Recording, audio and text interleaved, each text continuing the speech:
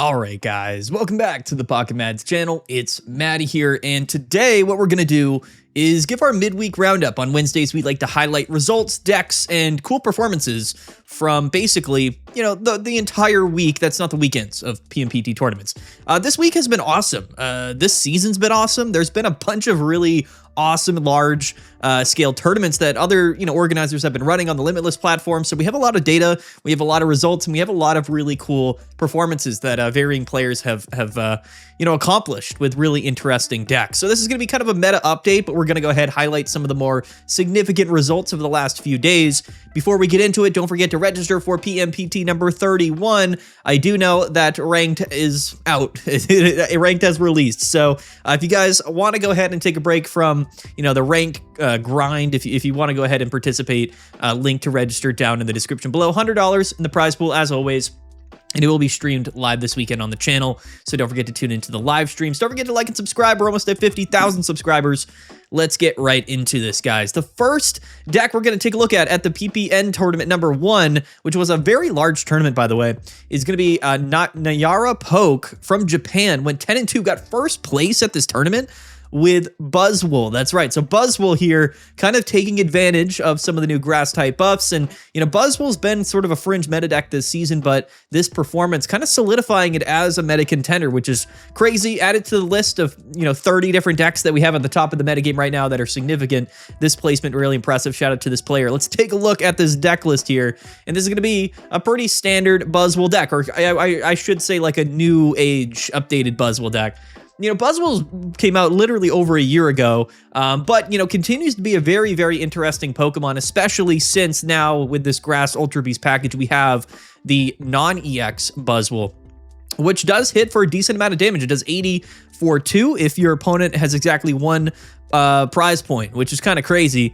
So, if Kartana or Pheromosa goes down, we can Lucamine, go into Buzzwole, hit for 80, and then finish off the game with something like a Buzzwole EX. We are playing double Leaf Cape in the deck list. And to be fair, this Buzzwole here is a basic Pokemon with 110 HP, which is kind of crazy considering it's a single prize Pokemon.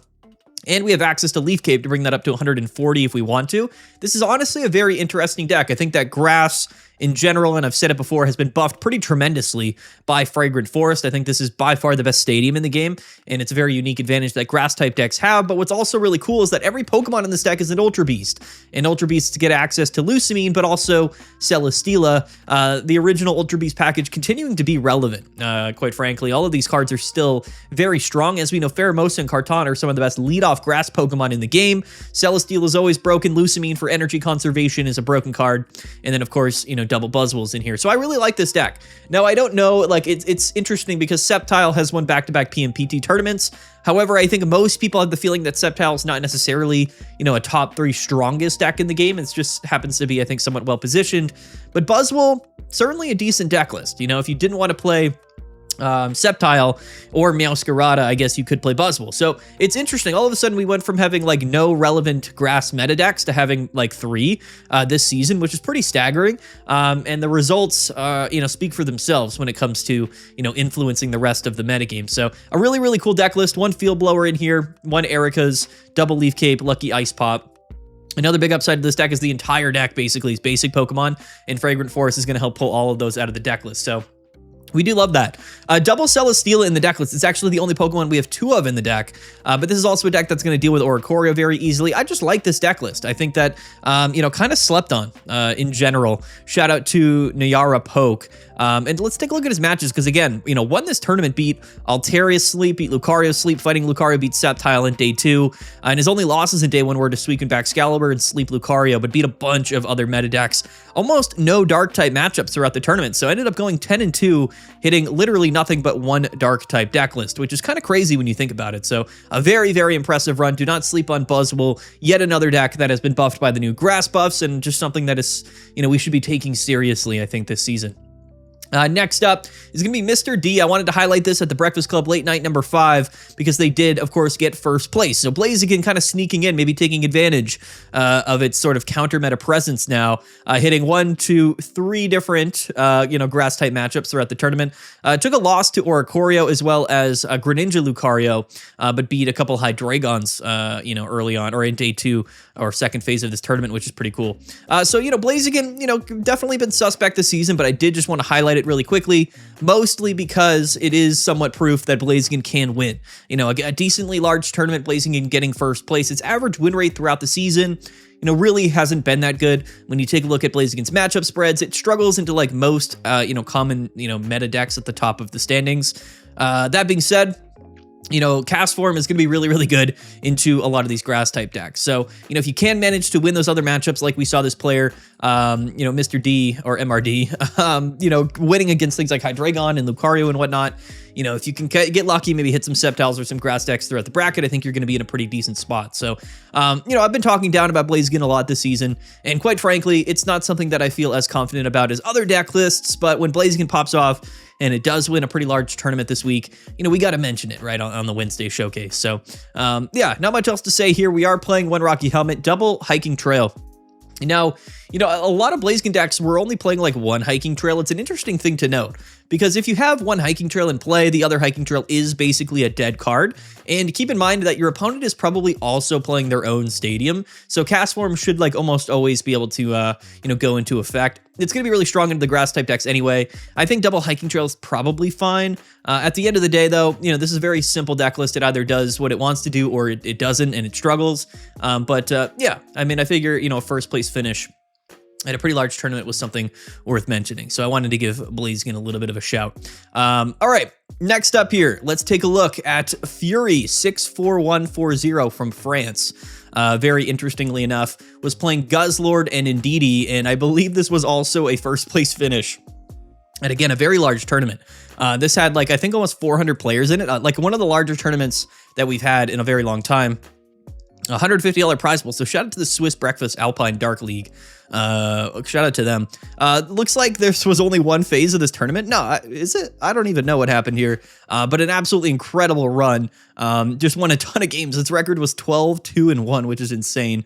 We're also going to take a look at this Vaporeon deck coming up as well, which made it to grand finals. But beat virtually every top tier deck you could think of in the metagame other than Hydreigon. Nobody, I guess, played Hydreigon. Lost to a Blaziken cast form, lost to a Zoroark, but beat a bunch of other decks in the metagame. And I think most people probably do remember that Guzzlord was always a strong deck, like this sustained version, right, with a heavy helmet, starting planes, and Indeedee, and Lucky Ice Pops, and Pokemon Center Lady. So the entire deck is really all about healing. But really, I think Guzzlord kind of fell out of favor prominently, really quickly. I think it was last season. The season before, Guzzlord saw a lot of play, but then I think it kind of faded away in favor of people playing Steelix. But Steelix really hasn't been doing very well this season, so maybe Guzzlord makes more sense. It's such a strange thing because the turnaround between seasons is so quickly. Whenever new cards come out, the meta shifts a ton. It really takes a week or two for people to kind of, realize that maybe decks that were prominent 2 or 3 seasons ago end up being, just as good in this new season, And Guzzlord, like I said, was really good for quite some time. Now, this deck list doesn't really have anything for Oricorio. You're going to just end up tying into that matchup. But if we take a look at his matchups in this tournament, he didn't hit any. Actually, he did. He tied one in round 1. He hit Oricorio in the first game of the tournament, which is super ironic, but didn't hit another Oricorio for the rest of the tournament. Sceptile is another interesting matchup. We are weak to grass, being Guzzlord, but keep in mind, Sceptile discards energies when it attacks, and even with the poison in weakness, it's not going to be able to one-hit KO you. So basically, being able to grindcore them and stop them from ever being able to set up and attack you, because Sceptile discards an energy, is somewhat of a big deal. And also, just again, being able to start hitting for 120 in the mid to late game every turn, it really does kind of add up. Your opponent has to go through double Guzzlord, and it's not easy to go through 2 Guzzlords when we have double Indeedee, Lucky Ice Pops, and Heavy Helmets. It's just not an easy thing to do.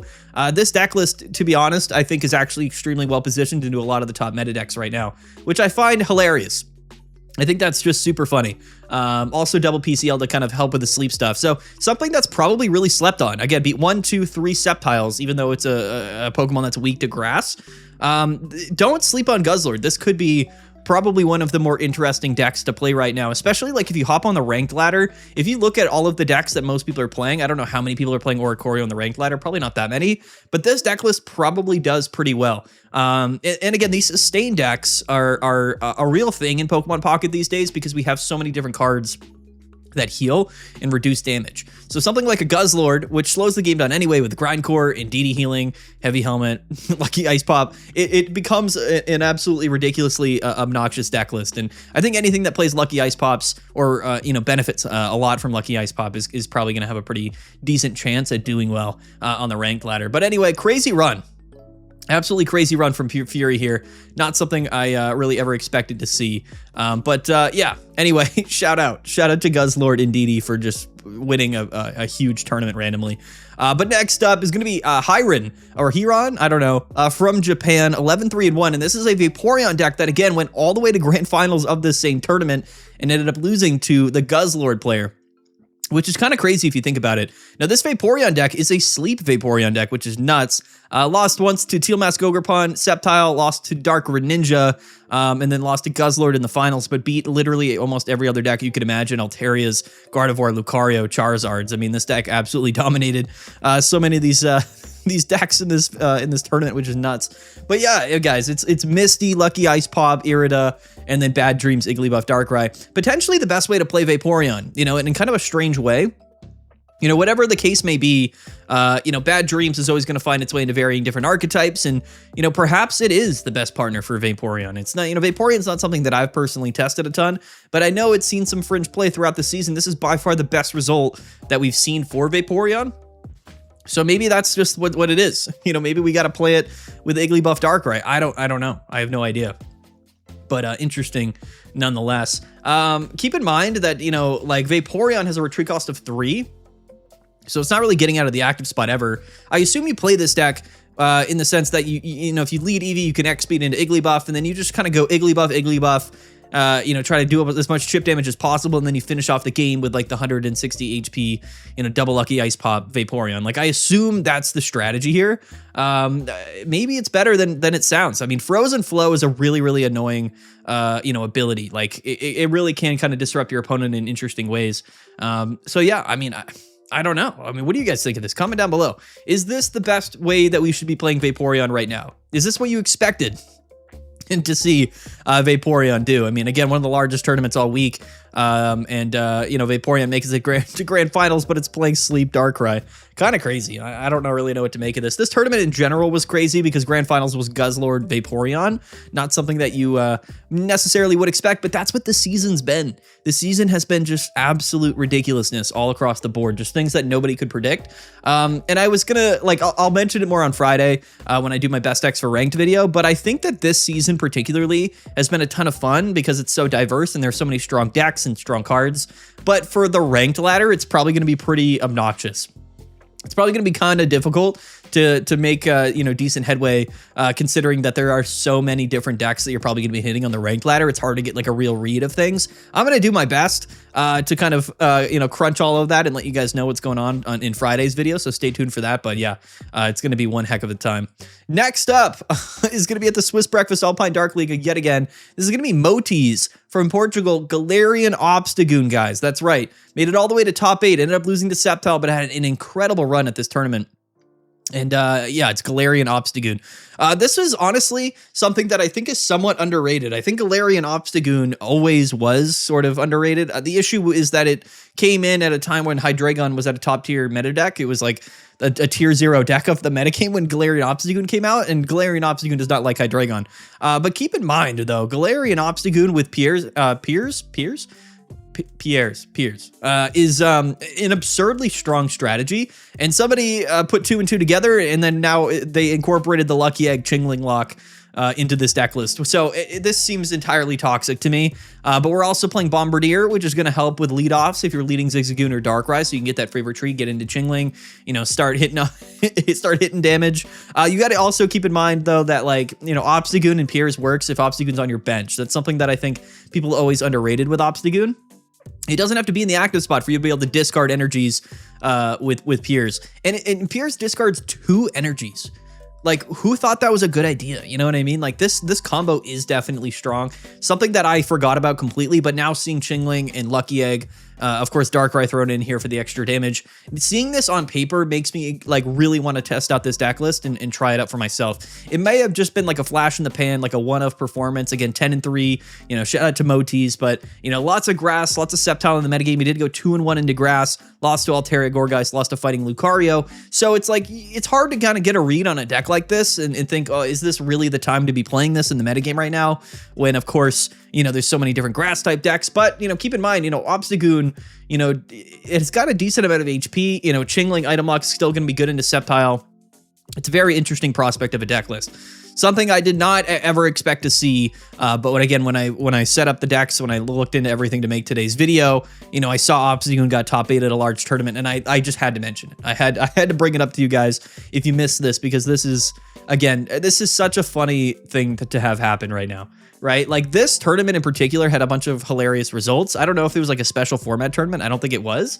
I think it just ended up being things like Guzzlord, Obstagoon, Vaporeon. Like, they just ended up doing well, which is always hilarious. Maybe it was a best of one tournament. I have no idea. But anyway, shout out to Motis, shout out to Galarian, Obstagoon. Just an incredible deck list. Next up is going to be Kazik. From the United States, playing Zoroark, Umbreon 99 Storms Dinner Special, 11-1-1 record, another first place finish here. Now again, he did hit like a bunch of Manectrics, which is interesting. I don't believe that this was I think this was a standard format tournament, I believe. I'm pretty sure. Yeah, it looks to be. So I'm pretty sure this player, and again, like, Zoroark does extremely well into Manectric just because it's similar, but it's a 2-prize Pokemon, and Manectric is a 3-prize Pokemon. So like, Zoroark, you know, just has definitely a decent matchup into Manectric, and as we can see, beat 1, 2, 3, 4, 5, 6 Manectric throughout this tournament. Eternal, he beat twice. And then, what is this? And then he beat Darkus, and okay, so beat a bunch of players. But yeah, kind of an interesting call. I wonder if at this tournament in particular, a lot of people played Manectric. No, like the 8 people played Manectric. Just this player ended up hitting all of them, I guess, which is very ironic. But also beat Hydreigon in grand finals. So you got to keep in mind that you know, Zoroark is a very interesting deck list because it actually does have a winning matchup into Hydreigon, but struggles immensely into Sceptile, even though he never actually lost to Sceptile this tournament. Went 50-50 into different Charizard decks, which is nuts. Beat Altaria once.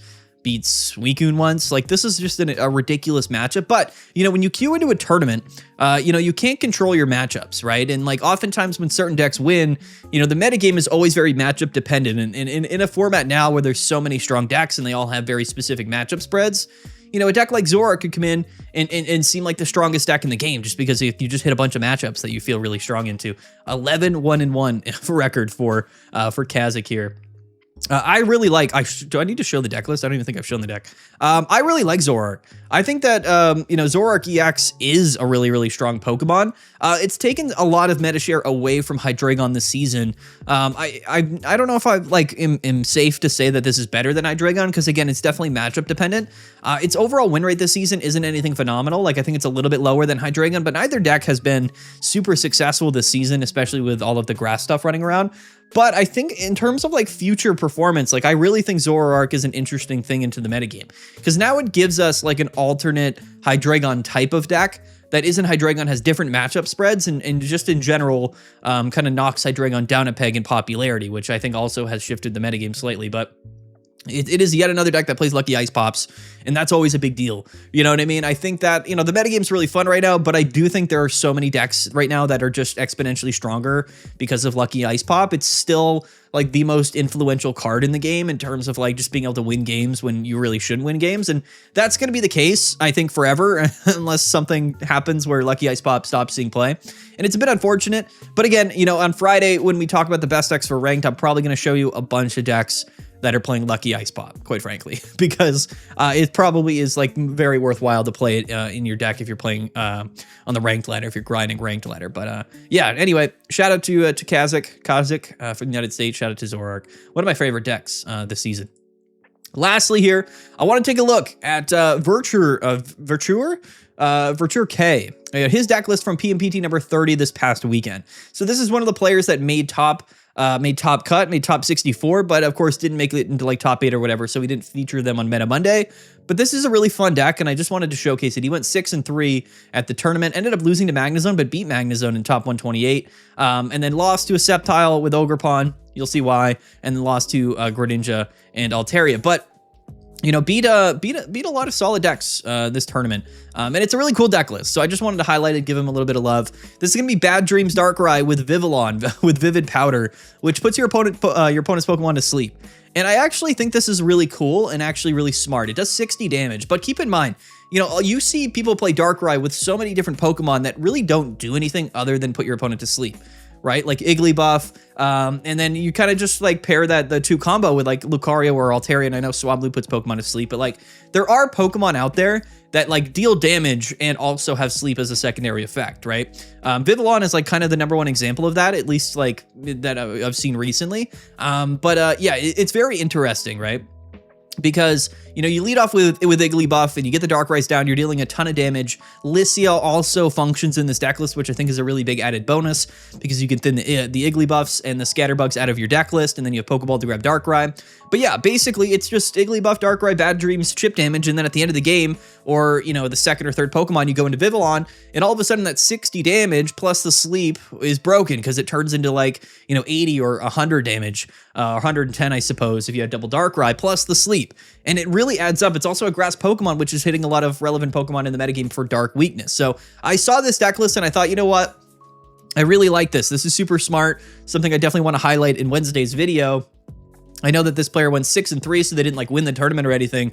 But as far as like meta decks go, like real actual fringe meta decks, this is sort of one of my favorite ones that I've seen this season. And it's a really fun twist on an otherwise like, you know, very annoying meta dominant, strategy being Igglybuff Darkrai. So I just wanted to highlight this because I don't know how many people saw this from this past weekend, but yeah, really, really cool deck list. One of my favorites.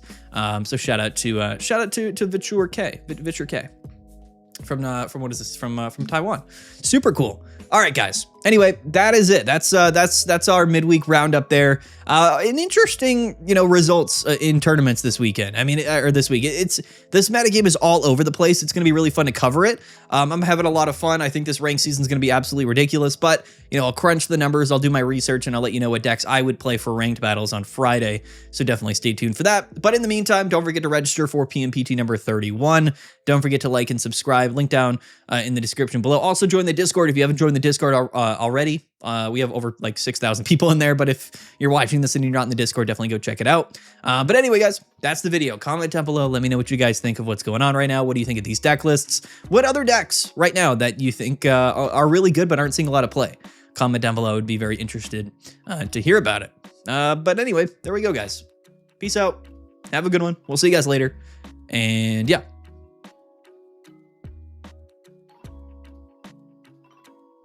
Bye.